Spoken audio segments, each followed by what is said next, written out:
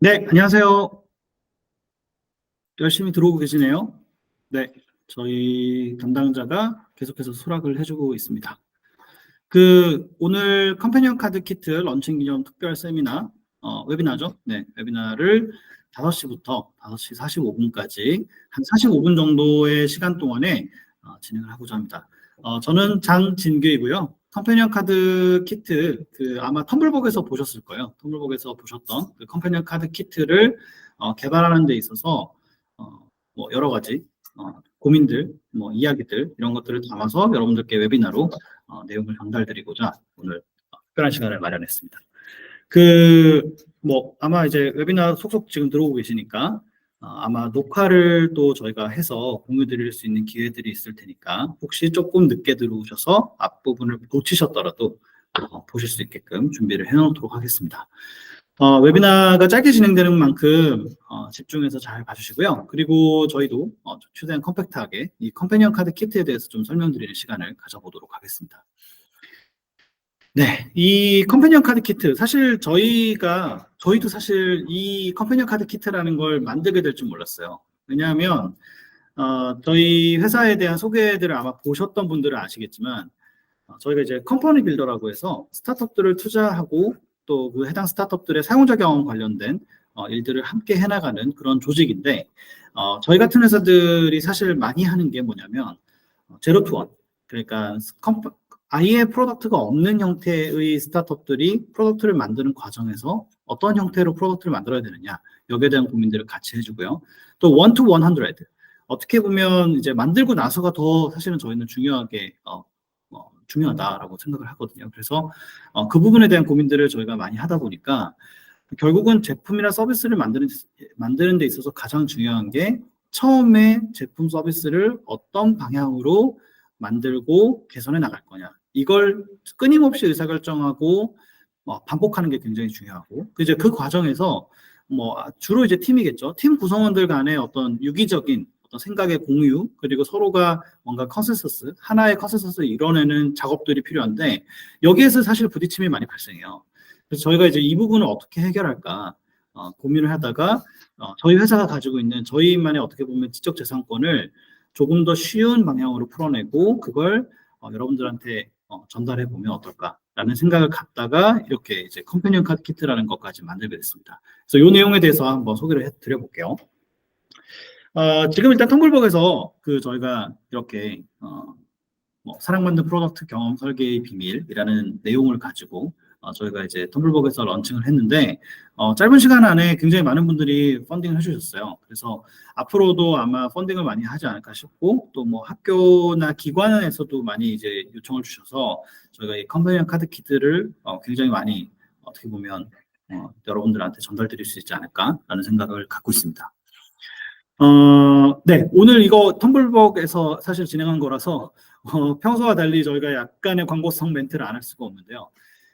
인스타 라이브를 지금 또 보시는 분들도 있고 텀블벅에서 이제 창작자 팔로우 할 수 있는 이 기능이 있어서 이분들한테 3,000원에 해당하는 응원권을 발급해 드려요. 이걸 이제 만약에 텀블벅에 저희가 지금 런칭을 했기 때문에 텀블벅에서 이제 저희 만약에 펀딩에 참여하시게 되면 이 응원권을 쓰실 수 있게 해드릴 수 있습니다. 그래서 그 부분을 안내드리고 이미 펀딩하신 분들도 사실 웨비나에 접속을 많이 하셨어요. 그래서 웨비나에 이미 펀딩하신 분들께는 저희가 코스터를 같이 동봉해서 저희 텀블벅에서 펀딩이 완료되고 나면 저희가 보내드릴 때 같이 동봉해서 보내드리도록 하겠습니다.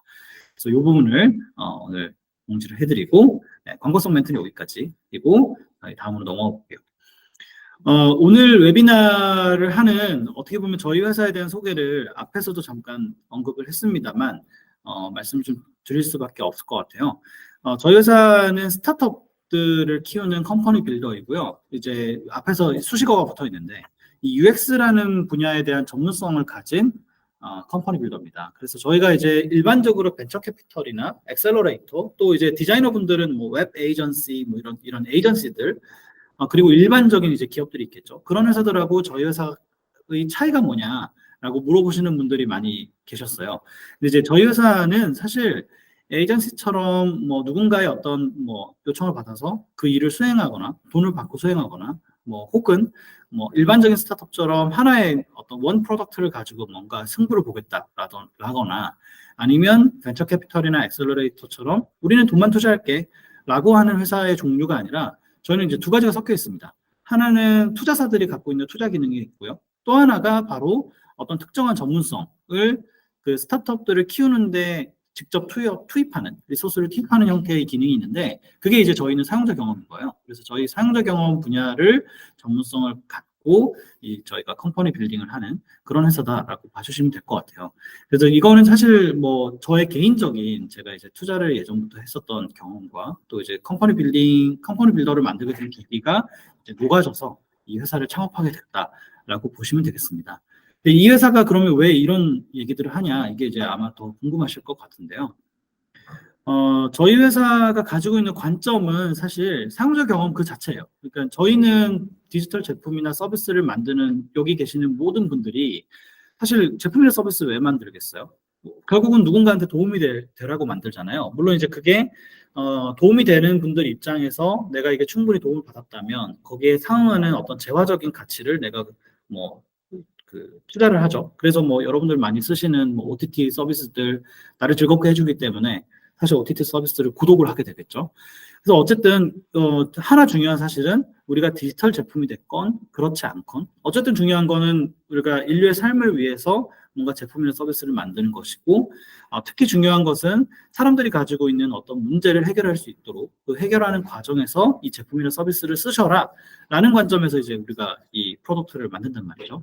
그래서 저희는 사용자 경험이라는 이 분야가 굉장히 중요하다. 기본적으로 제품 서비스를 만드는 모든 사람들이 이 사용자 경험이라는 분야가 굉장히 중요하고 그걸 중요하게 생각해야 된다라는 생각을 갖고 있어요. 그래서 이제 그 생각을 가지고 저희가 스타트업들 투자할 때 우리가 인류의 문제를 해결할 수 있거나 어떤 특정한 타겟의 사용자들의 어떤 문제를 충분히 잘 해결할 수 있는 회사들을 투자하고 그 회사들의 사용자 경험 관련된 문제나 고민들을 함께 해결해 나가는 이제 그런 형태의 컴퍼니 빌딩을 한다라고 봐주시면 될 것 같아요.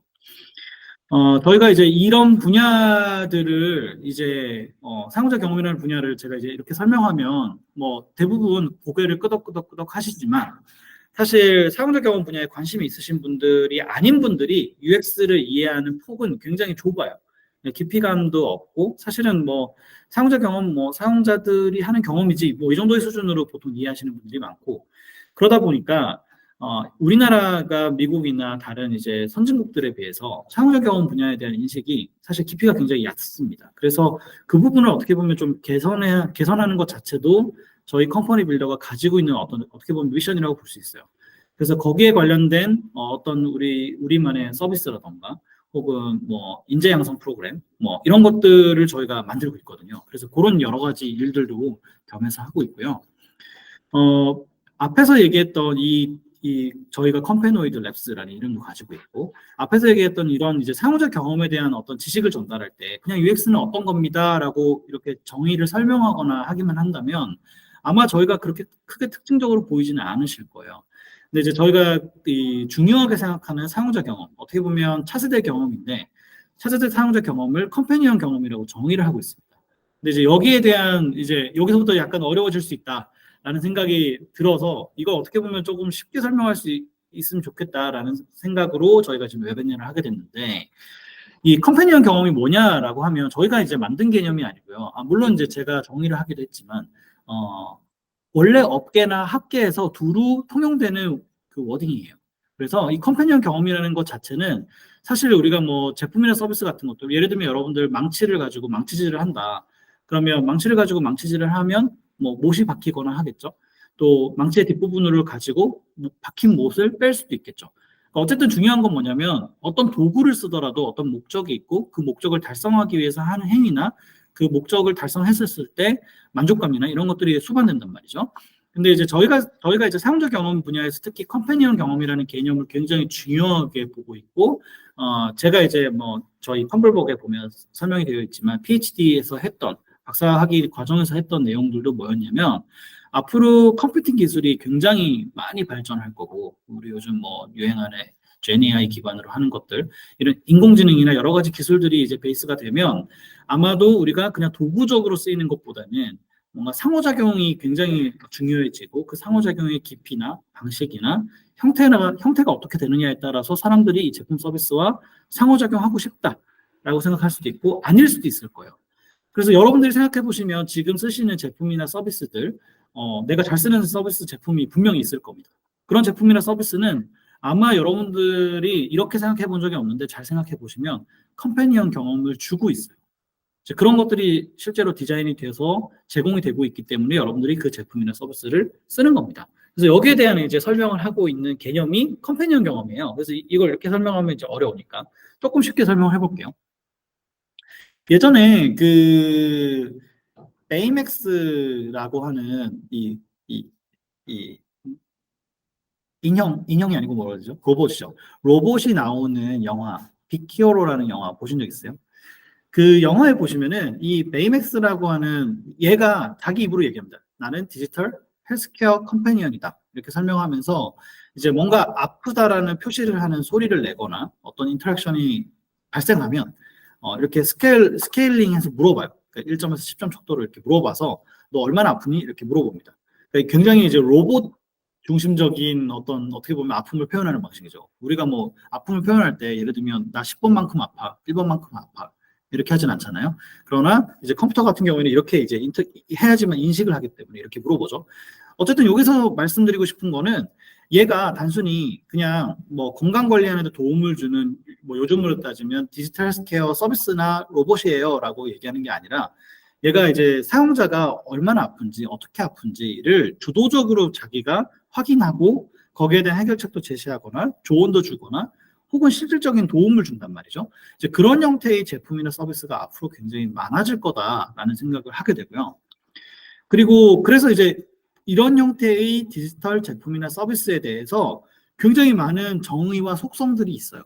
이거 정의와 속성을 내가 너무 학술적으로 들여다보나라고 생각하면 사실 너무 어렵게 느껴지실 수도 있는데 여기서 얘기하고 있는 이 내용들은 사실 굉장히 우리가 현업에서 쓰이는 현실 레벨에서 우리가 제품 서비스를 다룰 때 쓰이는 정의와 개념들을 이렇게 정리해 놓은 겁니다.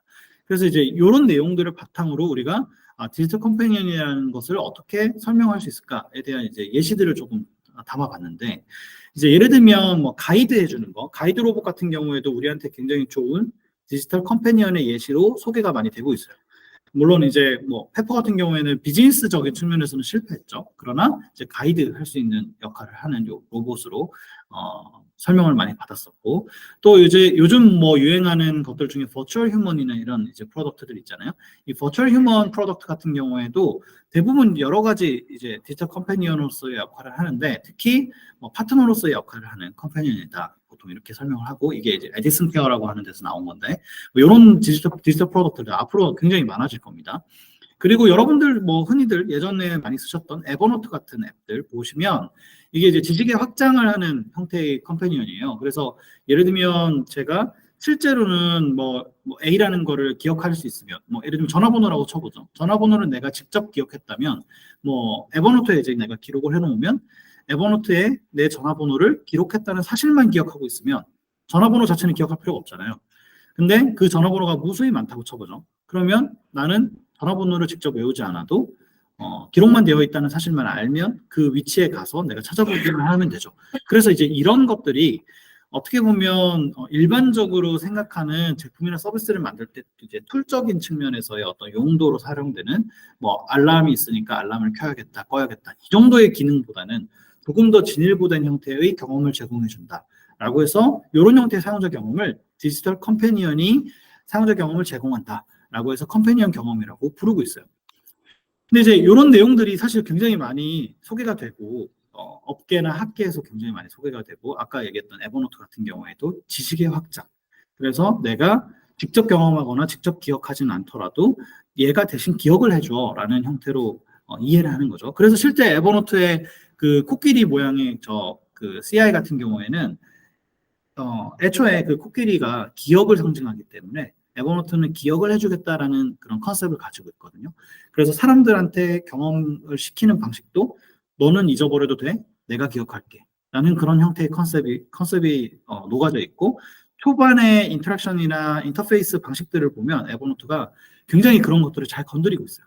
그래서 이제 이런 형태의 프로덕트들을 디지털 컴패니언 프로덕트다라고 생각하실 수 있고요.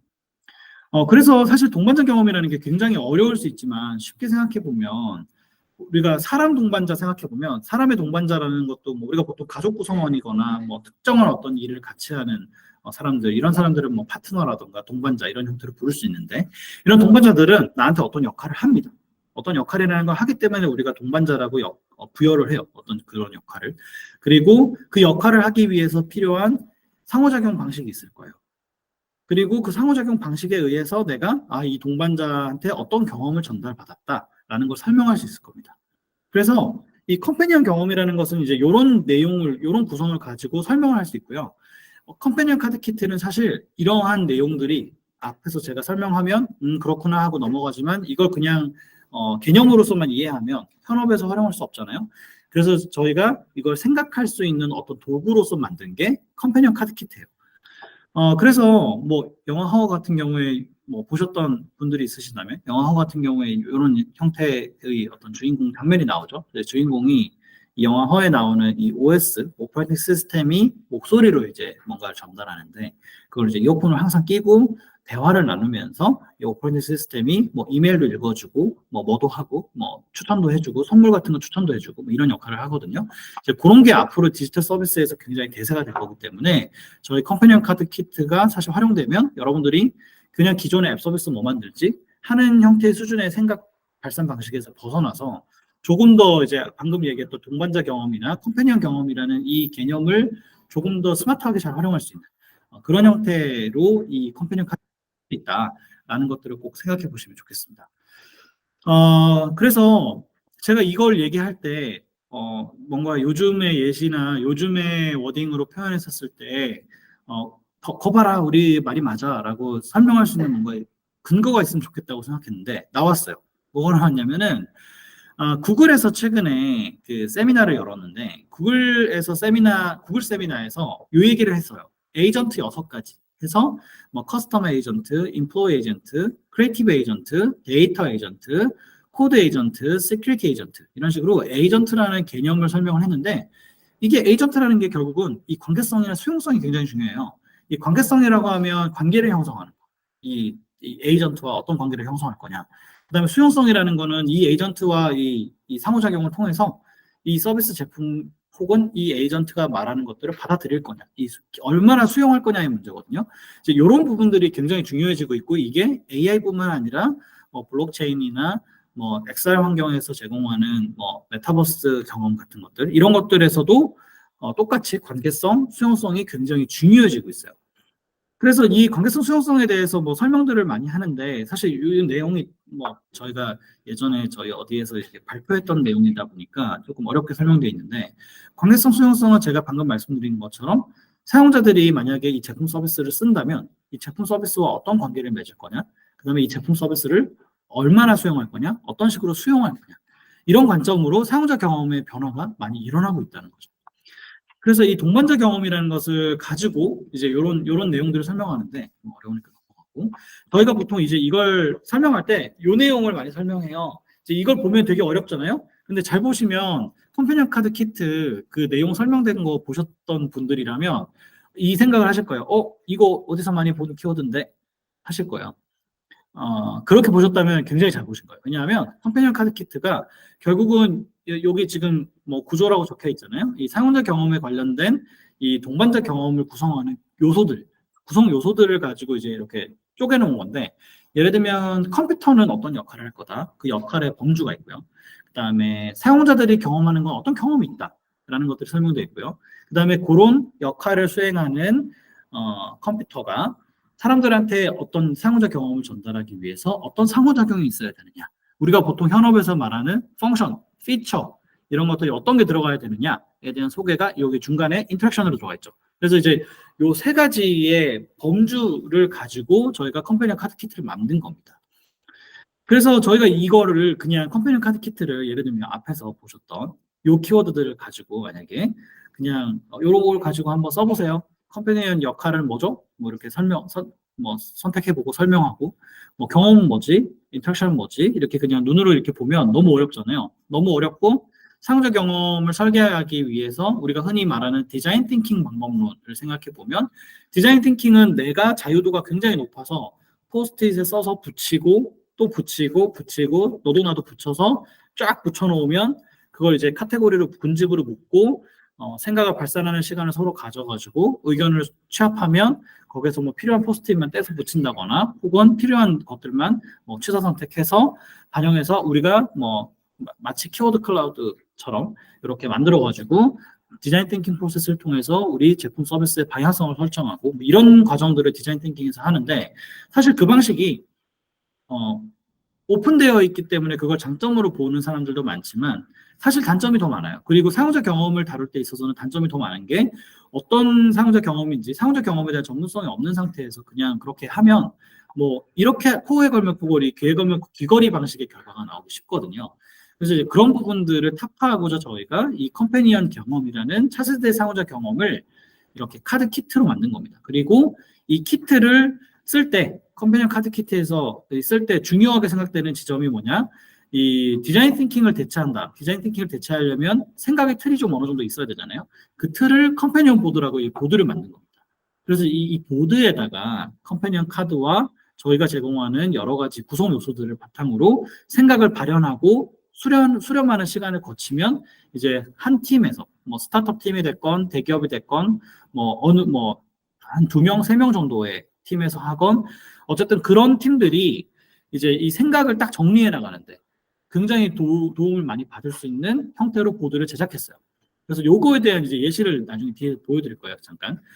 그리고 컴패니언 카드는 이렇게 세 가지의 구성으로 역할, 상호작용, 사용자 경험 혹은 경험이라고 표현되어 있는 요 세 가지 요소로 구성되어 있고 키워드들이 쭉 카드로 나열되어 있습니다. 그래서 여러분들이 뭐 팀 내에서 혹은 뭐 내가 개인인데 내가 어디 가서 뭔가 자문을 해주거나 사용자 경험 관련해서 조금 더 확실한 프레임워크를 가지고 설명을 해줄 때 예를 들면 어떤 팀이 나한테 뭔가 도움을 요청했어요. 근데 나도 이제 뭐 예를 들면 재반 지식은 없지만 해당 프로덕트에 대해서 사용자 경험 측면에서 봐주고 싶다. 그러면 이 컴패니언 카드 키트가 있으면 가져가서 그 팀들한테 자, 너네 역할 카드 골라봐. 인터랙션 카드 골라봐. 익스프레스 카드 골라봐. 이런 식으로 골라보라고 해서 키워드들을 이렇게 고르고 생각을 정리하는 형태로 만들어주면 우리가 해석을 해줄 때 우리가 우리 제품이나 서비스를 동반자 경험이라는 걸 가지고 설명할 수 있는데 이 카드를 가지고 이렇게 문장을 구성하고 취합을 해봤을 때 너네는 공통적으로 이런 의견을 가지고 있어. 그래서 제품 서비스를 만들 때 상호작용 측면에서는 어떤 펑션이 있어야 될까? 주로 이 키워드들에 부합하는 펑션들이 있으면 너네가 원하는 상호작 경험을 잘 전달할 수 있을 거야. 이런 것들에 대한 확신을 높일 수가 있어요. 그래서 이제 이런 형태로 컴패니언 카드가 구성되어 있고요. 카드들 보면 이렇게 내용이 되게 다양하게 구성되어 있기 때문에 특히 이제 워딩 측면에서 워딩으로 보면 뭐 컴피어 이런 식으로 이제 영어로 어떻게 보면 이게 원문인데 원문을 표현한 이유가 뭐 제일 정확하게 정의를 전달할 수 있기 때문에 원문을 제공을 했거든요. 근데 이제 여기에 대한 설명이 아마 여러분들이 필요하실 수 있으니까 컴패니언 카드 뒷면에는 항상 이렇게 설명이 붙어 있어요. 그래서 그 설명을 보면 누구나 해석을 할 수 있게끔 그렇게 쉽게 구성이 되어 있고요. 그리고 이렇게 조커 카드라고 해서 여러분들이 그럼에도 불구하고 내가 카드를 고를 수가 없겠다라고 생각되면 이 조커 카드에다가 글로 써서 저희가 제공하는 사인펜으로 글로 써서 내가 생각하는 뭐 경험 카드의 워딩은 이런 거야 라는 걸 설명할 수도 있어요. 그래서 그렇게 쓸 수 있고 사실 이걸 하는 데 있어서 저희가 워크숍을 하면서 확신을 얻었던 것 중에 하나가 이 컴패니언 카드만 있어도 컴패니언 카드랑 아까 보드 정도만 있어도 해볼 수 있어요. 우리 생각 정리를 하는 과정들을 발산하고 수렴하는 걸 해볼 수 있는데 저희가 해보니까 이런 문제점이 많이 있었어요. 저희가 컴퍼니 빌더다 보니 스타트업들도 많이 이제 상대하고 대기업들도 많이 상대하니까 구성원들 얘기를 들어보면 똑같은 제품을 만드는데 다 생각이 달라요. 그 무슨 얘기냐면 동상이 모여요. 디자이너도 다르고 개발자도 다르고 기획자도 다르고 심지어 창업자도 다르고 뭐 초기 팀이라고 2-3명 있으면 서로 같을 것 같죠. 달라요. 그래서 이거 어떻게 하면 싱크를 맞출 수 있을까? 거기에 대한 고민을 한 거예요. 그래서 컴패니언 카드를 쓰기 전에 컴패니언 카드를 배치를 하고 보드에다 배치를 하고 발산하고 수렴하는 과정을 거치기 전에 각자가 생각하는 내용들을 정리를 하는 시간이 필요한데 그걸 워크시트라는 걸로 저희가 만들었어요. 그래서 이 워크시트는 어떤 방향으로 우리 제품이나 서비스를 만들고 우리 비즈니스를 디자인해 나가고 있는지에 대해서 팀원 간의 의견을 모으기 위해서 워크시트를 제공하고요. 그래서 이 워크시트를 저희가 제공할 때 컴패니언 카드를 시트를 구성할 때 나름대로 고민이 많았어요. 이게 워크시트를 그냥 한 묶음을 드리면 한 묶음에다가 서로 써요. 서로 쓰는데 문제가 뭐냐면 예를 들어서 팀 5명이 있으면 목소리 큰 사람이 보통 의견이 많이 반영돼요. 그래서 그렇게 하는 걸 방지하고자 어떤 식으로 했냐면 워크시트를 각자 쓰게끔 한 다음에 각자 골든벨처럼 쓰고 서로 이제 뭐 보여줘서 이 내용들을 설명하고 그리고 서로 의견을 합치해서 하나의 워크시트에다 정리하는 작업을 거치는 게 굉장히 유용해요. 그래서 저희가 이제 이 워크시트라는 걸 만들어서 핵심적인 7가지 질문을 만들었고 팀원들이 각자 이걸 써보게 되면 이제 서로 생각들을 알게 됩니다. 그래서 너 왜 같은 프로덕트인데 이렇게 생각했어? 뭐 이런 얘기들을 서로 이제 주고받게 되죠. 그래서 이 워크시트를 가지고 이제 제품이나 서비스를 구체적으로 컴패니언 카드에서 이제 우리가 표현해보는 시간을 갖게 되기 때문에 이 워크시트가 굉장히 중요하겠어요.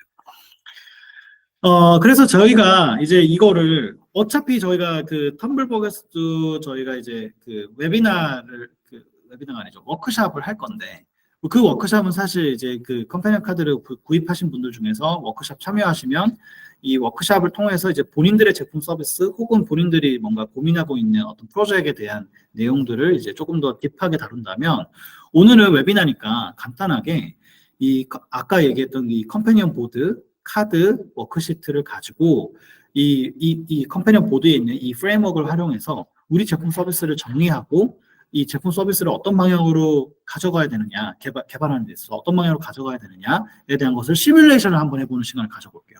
그래서 이 시뮬레이션을 저희가 어떤 프로덕트로 할까 고민을 많이 했다가 전달장에 적었기 때문에 제가 쓰는 프로덕트들 중에서 뭔가 이 컴패니언 경험 프레임워크에 만약에 이 어떤 팀이 이 제품 서비스를 만들 때 우리 걸 썼다면 이런 형태로 아마 틀을 잡아서 썼을 거야. 프로덕트를 만들었을 거야. 라는 이제 그런 이제 가정하에 시뮬레이션을 해볼 건데 오늘 선정한 프로덕트는 스픽입니다. 여러분들이 아마 스픽은 잘 아실 것 같은데 귀엽죠? 스픽은 잘 아실 것 같은데 이 스픽은 아주 대표적인 AI 튜터 서비스를 제공하죠. 사실 저는 스픽을 초창기부터 썼고 스픽 초창기 때 제가 투자 검토를 했었어요. 근데 그때는 AI 튜터의 개념은 아니었어요. 영상을 직접 찍어서 하는 건데 그때도 사실 굉장히 좋은 경험을 제공해 줬어요, 스픽이. 근데 이제 AI 튜터로 조금 이제 여러 가지 뭐 확장하고 GPT 이렇게 붙여서 뭔가를 하면서 요즘 또 곽강을 많이 받고 있는데 이 스픽 프로덕트를 가지고 컴패니언 경험에 대한 이 프레임워크 보드에다가 저희가 한번 어떤 식으로 이걸 쓰는지 한번 살펴보도록 할게요. 그래서 이거는 이제 현장감이 중요하기 때문에 제가 조금 뭐 불편하지만 제 핸드폰을 가지고 들고 저희 보드가 있는 곳으로 이동을 해서 이제 제가 어떤 식으로 하는지를 한번 보여드릴게요. 스픽 프로덕트에 대해서 그럼 제가 그러면 카메라랑 마이크를 제 핸드폰으로 바꾸겠습니다. 잠시만요.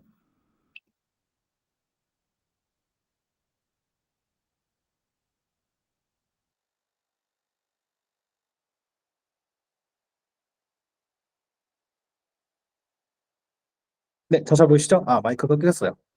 네, 이제 잘 보이시죠? 보고요. 자, 그러면 제가 보드를 보여드릴게요. 네, 잘 보이시죠? 자, 이제 여기 제가 보드를 펼쳐놨습니다. 네, 보드를 펼쳐놨고 그리고 네, 카드들이 이렇게 펼쳐져 있습니다.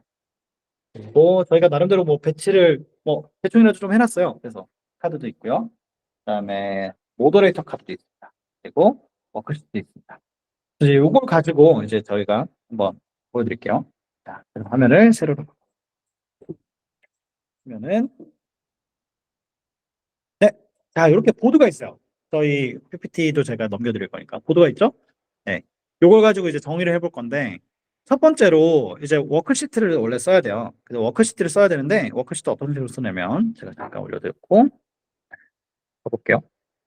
제가 미리 카드를 그 워크시트를 뽑아놨어요. 그러니까 1번부터 7번까지 있는데 그 중에서 2번 워크시트랑 7번 워크시트가 중요해요. 왜냐하면 나중에 저희가 이걸 워크시트를 가지고 여러분들 간에 이제 이 컨센서스를 다 이루고 나면 여러분들 이 보드에 올릴 내용 중에 유저에 해당하는 여기 휴먼이라고 적혀 있는 부분 여기다가는 2번을 올려놓을 거고요. 그 다음에 컴퓨터, 그러니까 우리가 만드는 제품이나 서비스가 되겠죠. 프로덕트가 되겠죠. 이 프로덕트에는 7번 워크시트를 올려놓을 겁니다. 그래서 사실 2번하고 7번이 굉장히 중요해요. 그래서 2번 질문을 보시면은 이렇게 돼 있거든요. 이 프로덕트의 타겟 사용자는 누구인가요? 그러니까 이게 뭐냐면 유저를 뭘로 정의할 거냐를 얘기하는 거예요. 그래서 아까 이제 저희가 스픽을 가지고 할 거기 때문에 네, 그렇군요. 잠깐만요. 어, 네, 됐습니다. 자, 라이브의 묘미죠. 자, 사용자를 한번 볼게요. 타겟 사용자라고 돼 있죠? 그러면 스픽의 타겟 사용자는 뭘까요? 제가 만약에 스픽팀이라면 저희 스픽팀의 스픽의 핵심 사용자는 어쨌든 영어 공부를 하고자 하는 사람일 거예요. 그리고 사실 제가 생각하기에 조금 더 타겟을 구체적으로 좁혀보면 다른 사람과 대화를 하면서 영어 공부를 하고 싶은데 그런 니즈를 충족할 수 있는 프로덕트를 찾는 유저일 거거든요. 그래서 타겟 사용자는 뭐 저는 이렇게 써볼게요. 어, 실시간 대화를 바탕으로 영어 학습을 하고자 하는 유저라고 써볼게요. 네, 이렇게 써보겠습니다. 그러면 타겟 사용자가 설정됐습니다. 자, 그러면 최종적인 프로덕트의 골은 뭘까요? 이게 이제 제가 스픽팀에 있는 뭐 제가 스픽 창업자라고 할 수도 있고 스픽의 어떤 프로덕트 디자이너라고 할 수도 있어요. 그래서 제가 뭐 UX를 다룬 사람일 수도 있고 그러면 제가 생각했을 때 우리가 스픽을 만들면 사람들한테 뭘 제공할 수 있지? 라고 생각해 보면 사실 제일 뭐 저희 생각에 좋은 건 학습 효과가 좋았으면 좋겠다라고 할 수도 있고요. 영어를 좀 꾸준히 했으면 좋겠다라고 생각할 수도 있을 것 같아요. 근데 제가 만약에 스픽을 만드는 사람이라면 어 이게 학습 효과를 극대화시키는 형태로 만들고 싶을까? 그럴 것 같지는 않고요. 저는 만약에 제가 스픽 팀의 프로덕트 디자이너라면 영어를 지속적으로 학습하는 걸 추구할 것 같아요. 이걸 조금 그냥 줄여서 지속성 혹은 영어 공부에 대한 공부를 지속적으로 하는 것으로 하는 것. 이게 목표일 수 있겠죠? 지속성이라는 걸로 워딩으로 표현할 수도 있고요. 자, 그러면 이제 정리가 다 됐습니다. 그러면 우리 프로덕트는 일단 제가 스펙팀의 창업자 혹은 프로덕트 디자이너, UX를 다루는 사람이라면 우리 타겟 사용자는 이거다. 실시간 대화하고 영어 학습을 하고자 하는 유저. 이런 유저면 다 우리 타겟 사용자야. 그리고 우리 타겟 사용자들한테 전달해야 되는 어떻게 보면 최종적인 그 사람들이 했으면 좋겠다라고 생각되는 우리 프로덕트의 목표는 지속적으로 하게끔 만드는 거다라고 생각해 볼게요. 자, 그러면 이제 이걸 바탕으로 저희가 역할 카드, 인터랙션 카드, 우리나라 말로 상호작용 카드, 상호작용 카드를 뽑아볼 건데요. 자, 여기 보시면 역할 카드가 쭉 있죠. 역할 카드가 쭉 있고요. 네, 그 PPT를 넘겨보면 다양하게 있죠. PPT에 보시면은 이제 워딩이 더 명확하게 보일 겁니다. 보시면은 이제 역할이 여러 가지가 있는데요. 저희 프로덕트 그 스펙이죠. 네, 제가 빙의해서 우리 프로덕트는 AI 튜터도 제공하고 실제 사용자가 영어 학습을 하기 위해서 찍어놓은 영상을 가지고 시뮬레이션으로 제공하기도 해요.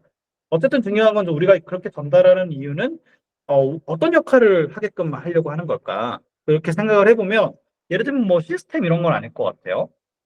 그리고 뭐 널리지를 익스텐션 그럴 수도 있을 것 같은데 영어 학습 자체가 널리지 익스텐션 하는 건 아닌 것 같죠? 그래서 어떤 역할을 할까 고민하다가 저는 이걸 골랐습니다.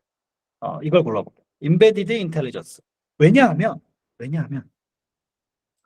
사실은 영어 학습을 실시간으로 하려고 하고 지속적으로 하는 거를 고려해야 되잖아요. 그러면 저 같으면은 지속적으로 하는 것에 조금 포커스해서 어떤 역할을 우리 프로덕트가 해주면 지속적으로 하게끔 할까 생각해 보면 영어 학습할 때 워낙에 뭐 내가 필기 노트도 써야 되고 여러 가지 이제 걸 해야 되는데 그걸 만약에 뭔가 대신해 주거나 어떤 역할을 나 대신 해줄 수 있으면 그러면 내가 영어 학습을 조금 더 지속할 수 있지 않을까라는 생각을 해요.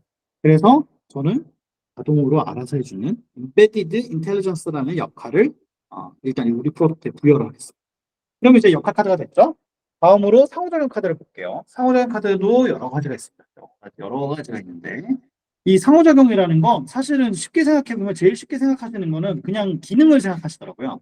근데 사실은 맞는 얘기고 산업에서 그냥 얘기할 때는 그냥 기능 중심으로 생각해도 되고 우리가 기능이라고 하면 뭐 한 프로덕트에서 엄청 많을 거잖아요. 근데 그 중에서 핵심이 되는 기능이 뭘까?를 이제 고민해 보시면 됩니다. 그래서 우리가 아까 제가 선택한 것처럼 Embedded Intelligence라는 역할을 제공하기 위해서 어떤 상호작용 기능이 중요하겠다라고 생각하고 상호작용에 관련된 카드를 그렇게 고르셔도 되고 저 같은 경우에는 뭐 좀 다른 생각이 있긴 한데 저 같은 경우에는 여기서 스펜딩 타임이라는 거 골라볼게요. 함께 시간을 보낸대요. 그러니까 그게 무슨 얘기냐면 우리 프로덕트는 뭔가 사용자랑 함께 시간을 보낸다라는 것들을 사람들한테 계속 상호작용으로 시도하는 거예요. 그게 굉장히 중요하다는 거죠. 그런 부분들을 나는 강조해서 펑션이나 피처를 계속해서 만들어야겠다 이렇게 생각을 하는 거예요. 자, 그럼 끝으로 이제 경험에 대해서 한번 선택을 해볼까요? 경험 카드도 역시 쭉 이렇게 경험 카드 좀 많죠? 경험 카드 쭉 있는데 그러면 이렇게 생각해 볼 수 있어요. 시간을 보내는 어떤 상호작용을 한다. 그게 어떤 경험을 줄까? 이렇게 생각해 볼 수도 있고요. 아니면 독립적으로 그냥 우리가 생각할 때 우리 프로덕트는 어떤 경험을 제공하면 좋겠다. 라는 것들을 생각해 볼 수도 있어요. 그래서 여기 보면 뭐 지지받는 경험부터 시작해서 도움받는 거, 등등등 여러 가지가 있는데 어떤 걸 볼까? 보다 보면은 사실 뭐 함께 시간을 보내는 거 이런 게 뭐 이 경험이 인터랙션이랑 좀 비슷한가라고 생각해 볼 수도 있고 근데 저 같으면은 지지받는 경험을 고를 것 같아요. advocate라는 경험을 고를 것 같습니다. 자, 이러면 다 골랐어요. 그러면 이제 저희가 이 제품 서비스를 만드는 제가 스픽의 어떤 관계자로서 혹은 창업자로서 저는 유저를 결정했습니다. 영어 학습을 하고자 하는 유저. 그다음에 이걸 우리 프로덕트 최종 골은 지속적으로 공부하게 되는 게 되게 중요하다.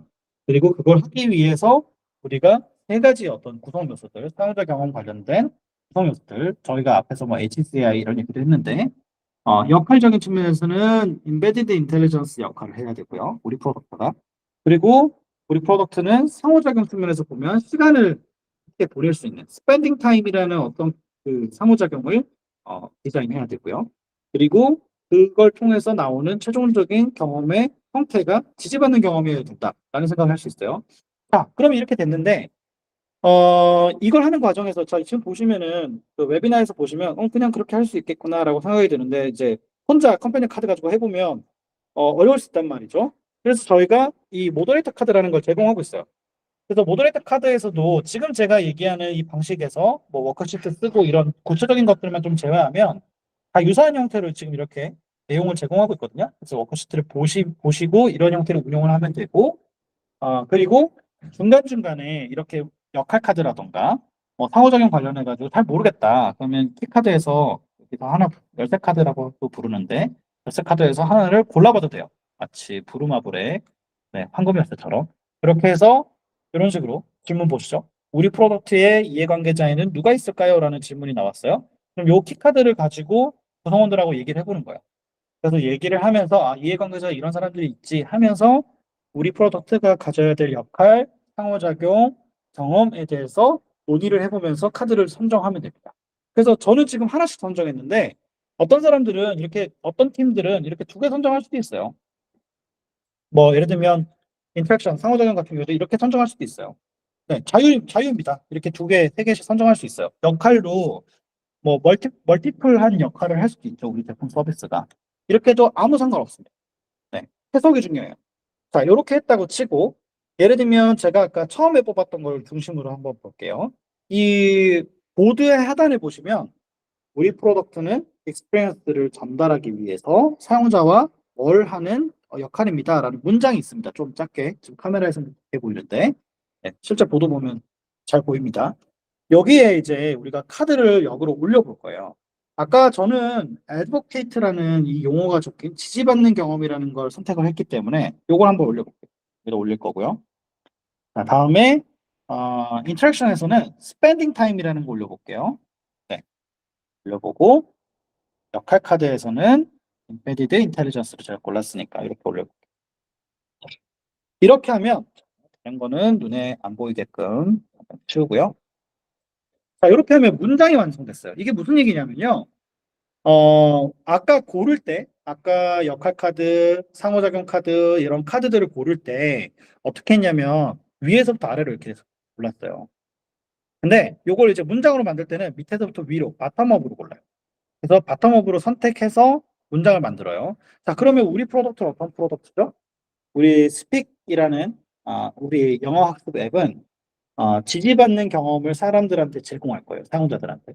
뭔가 사용자들한테 지지해줘. 근데 영어학습에서 지지를 한다면 너 잘했어. 화이팅. 뭐 앞으로도 잘해라. 뭐 이런 형태의 지지받는 경험을 제공하는 거겠죠. 그리고 방금 제가 말 속에서 이미 인터랙션 관련된 얘기들이 나오긴 했는데 예를 들면 이런 경험을 전달하기 위해서 함께 시간을 보낸다라는 게 굉장히 중요한 상호작용이라고 우리는 생각하고 있는 거예요. 그래서 뭐 스픽이라는 앱에서도 실제로 보면 함께 시간을 보낸다는 게 뭐 예를 들면 정보적인 측면에서 함께 시간을 보내는 걸 설명할 수도 있고요. 아니면 이 함께 시간을 보낸다라는 표현을 어, 사용자 입에서 나오게끔 예를 들면 스픽이라는 앱을 계속해서 지속적으로 사용하게 돼서 내가 뭐 오늘 1시간 정도 AI 투자랑 떠들었어. 이런 형태로 이제 얘기할 정도의 상호작용을 제공한다는 거죠. 그리고 그 상호작용을 하는 것을 이 프로덕트를 어떤 역할로 사람들이 이해할 거냐? 인베디드 인텔리전스. 그러니까 자동으로 알아서 나를 이렇게 하기 위해서 자동으로 나한테 뭔가를 해줘. 그래서 스픽에서도 보면 그 대화를 나누고 나면 대화 나누는 과정에서 너가 어느 정도의 수준으로 대화를 나눴다. 그래서 어떻게 개선하면 좋겠다. 너가 자주 하는 발언에서의 실수, 여기서 말하는 실수는 이제 영어의 측면에서 실수하는 게 어떤 게 있더라. 이런 것들을 설명해 주거든요. 그런 것들을 자동으로 해준단 말이죠. 그래서 인베디드 인텔리전스의 역할을 프로덕트가 조금 더 주도적으로 해주는 거. 그래서 이렇게 한 문장으로 설명하면 어떤 이제 우리가 효과를 얻을 수 있냐면 제품 서비스를 만드는 팀에서 이제 우리가 이걸 만들 때 제품 서비스를 만들 때 우리 사용자 경험 우리 핵심 코어 UX가 뭐지? 하면 여러분들이 이제 개발자, 디자이너 할 거 없이 우리는 지지받는 경험을 제공해 주는 게 되게 중요해. 그러니까 이 지지받는 경험을 전달하기 위해서 우리가 뭔가 의사결정할 때 무조건 지지받는 경험에 관련된 쪽으로 우리가 의사결정을 해야 돼요. 예를 들면 지지받는 경험을 우리가 전달하기로 경험에 대한 합의를 해놓고 갑자기 여기 컴패니언 카드에 있는 다른 거 자주 상호작용하는 걸로 할 거야. 이런 식으로 해버리면 그러면 이제 우리 사용자 경험은 깨지게 되는 겁니다. 우리 제품 서비스가 가지고 있는 특징이 사라지게 되는 거죠. 그리고 스pen딩 타임 같은 경우에도 보면 함께 시간을 보내죠. 이 시간을 보낸다는 것도 같은 의미예요. 예를 들면 상호작용 방식에 있어서 함께 시간을 보내는 것과 관련된 상호작용을 강조해서 우리가 인터랙션 피처나 펑션을 만들어야 되는데 만약에 그 펑션을 우리가 안 만들고 엉뚱한 걸 만든다. 그러면 이제 우리 사용자 경험이 깨지겠죠. 끝으로 우리가 제공하는 제품 서비스가 만약에 인베디드 인텔리전스에 해당하는 어떤 역할을 제공하지 않고 다른 역할을 더 추구하는 형태로 제품 서비스를 만든다. 그러면 우리가 전체적으로 이 제품 서비스를 만드는 과정에서 인터랙션이나 경험들이 깨지게 될 거예요. 그래서 이렇게 문장을 하나 정의해 놓으면요. 이제 여러분들이 팀 내에서 업무를 보다 보면 사실은 굉장히 다양한 서로 간에 이게 맞아 저게 맞아 하거든요. 그럴 때 사용자를 중심에 놓고 생각하게 되면 요런 경험을 제공해야 되고 요런 인터랙션, 요런 역할을 하는 프로덕트를 우리가 만들고 있어라는 것들을 주의 환기를 시킬 수 있기 때문에 제품 서비스를 만드는 팀에서 이제 두루두루 쓸 수 있기도 하고 서로 합치된 뭔가 의견을 도출하는데 도움을 많이 받을 수 있습니다. 그래서 이 컴패니언 보드를 이런 식으로 쓰게 되면 여러분들이 굉장히 유용하게 쓰실 수 있고 워크숍 과정에서 이제 이런 것들을 아주 잘 활용할 수 있어요. 그래서 저희가 컴패니언 카드 키트에서도 예를 들면 워크숍을 하기 위해서 몇 명이 이 정도의 키트를 추천한다라는 것들도 이런 생각의 어떤 수렴, 발상과 수렴 같은 것들을 원활하게 하기 위해서 그렇게 만들어 놨다. 라고 이해하시면 되겠습니다. 아시겠죠?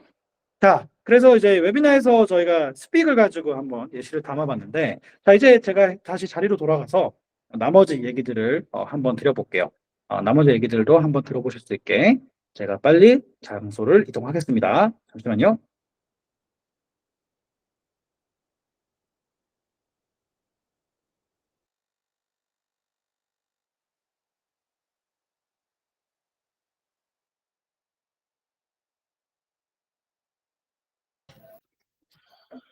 네, 돌아왔습니다. 네, 목소리 들리시죠? 컴패니언 카드 키트를 이제 오늘 웨비나를 하면서 질문을 많이 주셨어요. 어떻게 활용하면 좋을지에 대해서.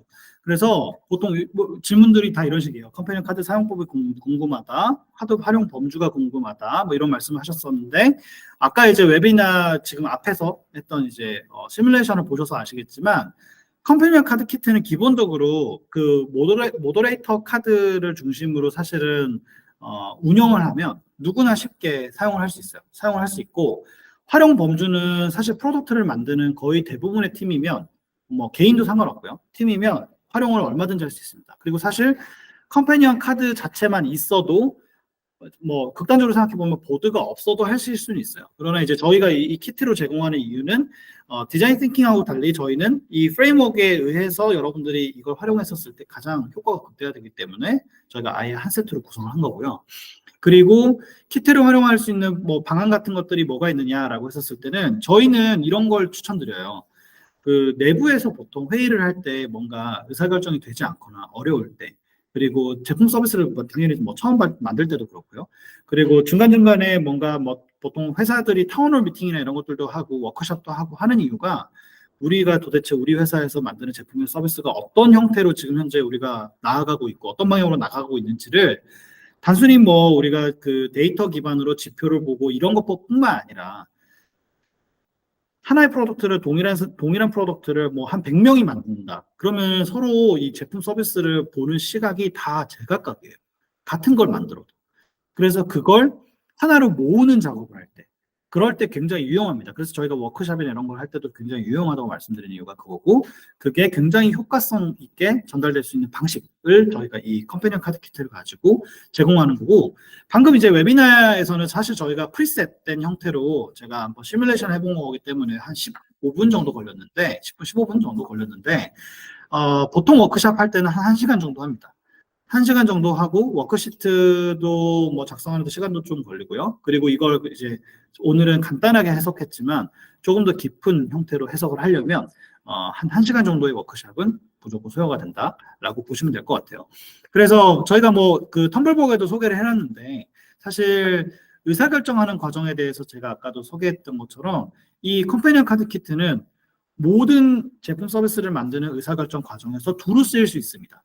그래서 프로덕트를 아주 초기에 기획할 때부터 시작해서 프로덕트가 어떤 특정한 문제에 직면했었을 때라던가 혹은 중간에 피보팅이 필요하거나 의사결정에 대한 우선순위를 정할 때뭐 이런 것들을 할 때도 두루두루 쓰일 수 있어요. 그래서 컴패니언 카드 키트는 기본적으로는 디시전 메이킹을 하기 위해서 의사결정할 때 쓸 수 있다라는 점을 말씀드리고 싶고요. 그리고 그런 걸 하기 위해서 저희 모더레이터 카드를 제공하는 거예요, 사실. 이게 이제 실제로 여러분들끼리 해보면 모더레이터 카드가 없으면 우왕좌왕할 수 있습니다. 그래서 모더레이터 카드를 제공해서 모더레이터가 마치 우리가 뭐가 있을까요? 뭐 보드게임이나 이런 것들 할 때도 모더레이터가 필요한 경우들이 있잖아요. 그런 것처럼 모더레이터가 모더레이션을 하고 나머지 구성원들 혹은 모더레이터가 포함된 형태의 전체 구성원들이 이제 이 컴패니언 카드 키트를 가지고 생각을 하나로 수렴하는 과정들을 거치게 됩니다. 그래서 이렇게 한 문장 정의하고 생각 확장하고 이런 것들에 대한 내용들을 아까 다 소개드렸던 거고요. 그다음에 키카드 같은 것도 소개를 드렸죠. 모더레이터 카드도요. 그리고 이 워크시트에 대한 내용도 말씀을 드렸는데 저희 텀블벅에도 올라왔지만 메인 사진으로 요게 전체 구성이에요. 네, 워크시트랑 그다음에 컴패니언 카드 3개, 3개의 종류, 롤 카드, 익스피리언스 카드, 인터랙션 카드, 그리고 컴패니언 카드를 보관할 수 있는 케이스랑 그다음에 키카드, 그다음에 파우치, 그 파우치 안에 이제 저희가 쓸 수 있는 사인펜을 같이 제공합니다. 그래서 이렇게 구성되어 있다. 그리고 뒤에 살짝 더 보이는데 보드까지 해서 구성되어 있다라고 보시면 됩니다. 그리고 이제 이걸 어디에서 활용하느냐, 그 어느 조직이나 직무나 분야에서 활용하느냐, 여기에 대한 질문들이 있었는데요. 사실, 저는 서비스 기획에 키트가 어떻게 도움될지 궁금한 건 아까 얘기했던, 거기에 보셨다시피, 초기 프로덕트 단계, 초기 기획 단계에서 어떻게 보면 제일 도움이 될 가능성이 높아요. 네, 높고요. 또, 이 질문 중에 스쿼드 조직 안에서 적용이 가능하냐 하는데, 너무너무 당연히 가능하죠. 그러니까 스쿼드 조직에서도 하는 이제 뭐 목표나 지향점들이 있잖아요. 그리고 이 제품 서비스를 바라보는 관점이 있을 거기 때문에 그 스쿼드 조직 내에서 컨센서스를 이룰 때, 그럴 때 컴패니언 카드가 굉장히 유용하게 쓰일 수 있고, 이걸 통해서 해당 스쿼드 조직이 강력하게 뭔가 뭐 태스크를 추진한다면, 프로젝트를 추진한다면 그 팀의 프로젝트가 굉장히 강력하게 조직 전체에 영향을 미칠 수 있을 거라고 확신합니다. 이거는 사실 저희가 뭐 대기업이나 다른 데에서도 저희가 테스트 해봤을 때 굉장히 좋은 효과들이 있었고요. 그리고 프로덕트에 대한 논의를 할 때 적합한 분야와 적합하지 않은 분야가 있느냐라고 했는데, 사실 저희 컴퍼니언 카드키트의 어떤 그 워딩이라고 해야 될까요? 내용이나 구성만 놓고 보면 모든 프로덕트가 다 적용될 수 있어요. 모든 분야가.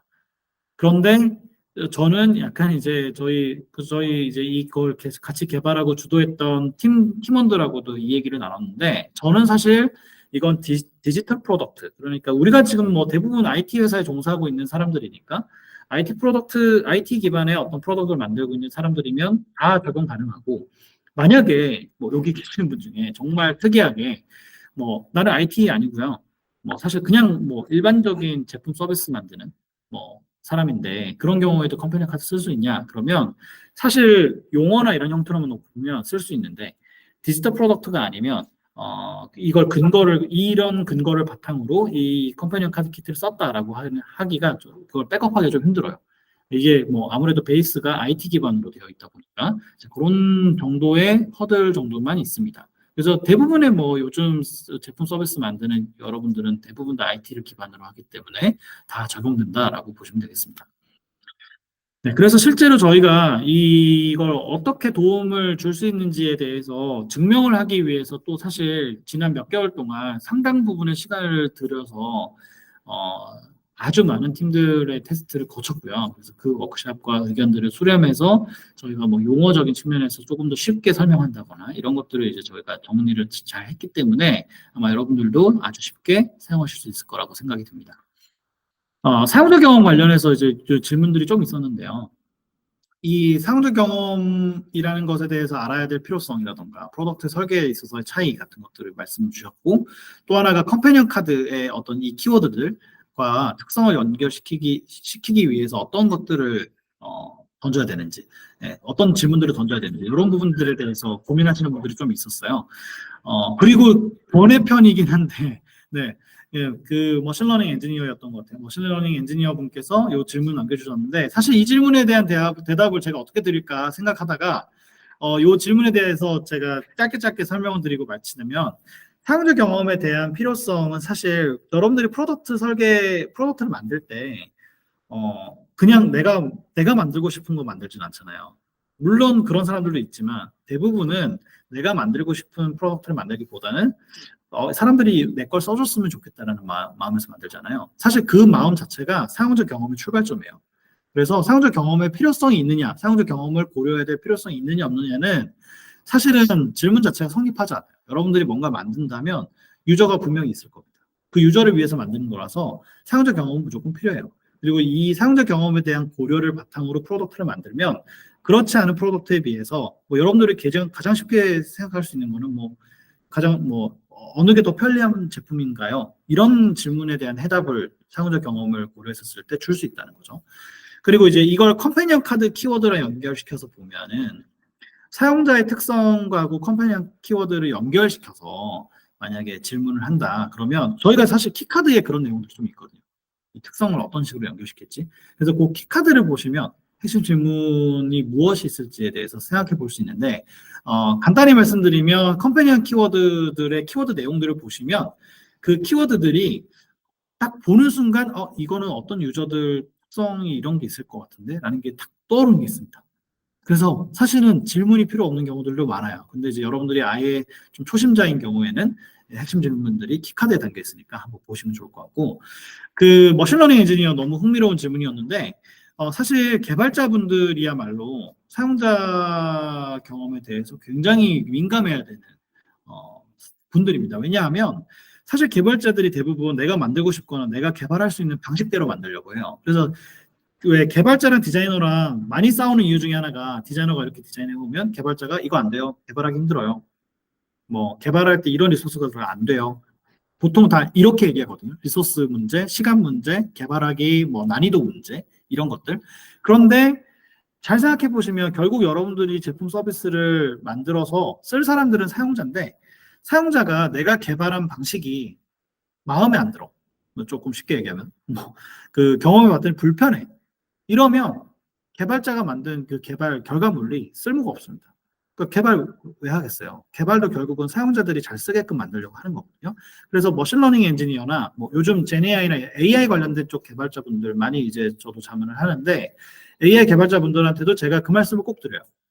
유저 중심으로 생각하면 필요한 기술이 있고 필요 없는 기술이 있고 그 다음에 필요한 데이터가 있고 필요 없는 데이터가 있다. 그걸 유저 중심으로 판단하면 사실 개발 측면에서 더 어렵게 만들지 않아도 되는 걸 더 쉽게 만들게끔 만들 수도 있고 할 수도 있고 또 이건 어렵지만 반드시 해야 되는구나라고 생각해서 어렵지만 그쪽으로 트라이얼 해볼 수도 있고요. 이제 그런 형태의 의사결정할 때도 도움을 받을 수 있어요. 그래서 사용자 중심의 어떤 뭐 관점, 시야 혹은 컴퍼니언 카드 키트를 활용해서 컨센서스 이루고 거기에 필요한 사용자 경험을 개발하기 위해서 ML 엔지니어로서 어떤 것들을 해야 되느냐 이렇게 이제 의사결정을 해나가면 유저 중심으로 잘 만드는 소위 말해서 사용자들한테 가장 필요한 것들을 적정한 기술로 만들어내는 엔지니어로 성장하는 데 굉장히 도움이 많이 됩니다. 그래서 저는 이제 그게 제 예전에 제가 스타트업 했었을 때 제가 CTO 했던 경험에서 비춰봐도 개발자가 개발 마인드만 가지고 있으면 사실 프로덕트를 제대로 만들기가 어려워요. 그래서 사용자 관점에서 이해하는 능력들을 많이 갖출수록 개발자 입장에서도 너무 좋다라는 말씀을 꼭 드리고 싶습니다. 자, 그래서 오늘 컴퍼니언 카드 키트에 관련된 웨비나는 여기까지고요. 뭐 45분까지 얘기했지만 아까 시연하고 하다 보니까 시간이 좀 갔는데 Q&A까지 해서 저희 이 프로덕트 경험 설계의 비밀, 이 컴퍼니언 카드 키트라고 해서 텀블벅에 소개되어 있는 이 내용들 한번 잘 보시고 구매해 보시면 여러분들의 프로덕트를 성공시키는데 도움이 되지 않을까라고 생각이 듭니다. 그래서 오늘 내용은 여기까지 하고요. 인스타 라이브로 들어주신 분들 그리고 구글 미트를 통해서 웨비나를 참석해 주신 모든 분들께 진심으로 감사드립니다. 아마 저희 응원 관련해서 아까 나갔던 공지 그 내용들 잘 참고해 보셔서 텀블벅에서 빠른 시간 내에 구매하실 수 있으면 좋겠습니다. 자, 그러면 이것으로 마치고 여러분들 라이브는 저희가 또 혹시 필요하다면 다음 이 시간에 또 찾아뵙도록 하겠습니다. 모두 들으시나 수고 많으셨습니다. 모두 불금 되세요. 안녕. 네. 인스타도 안녕.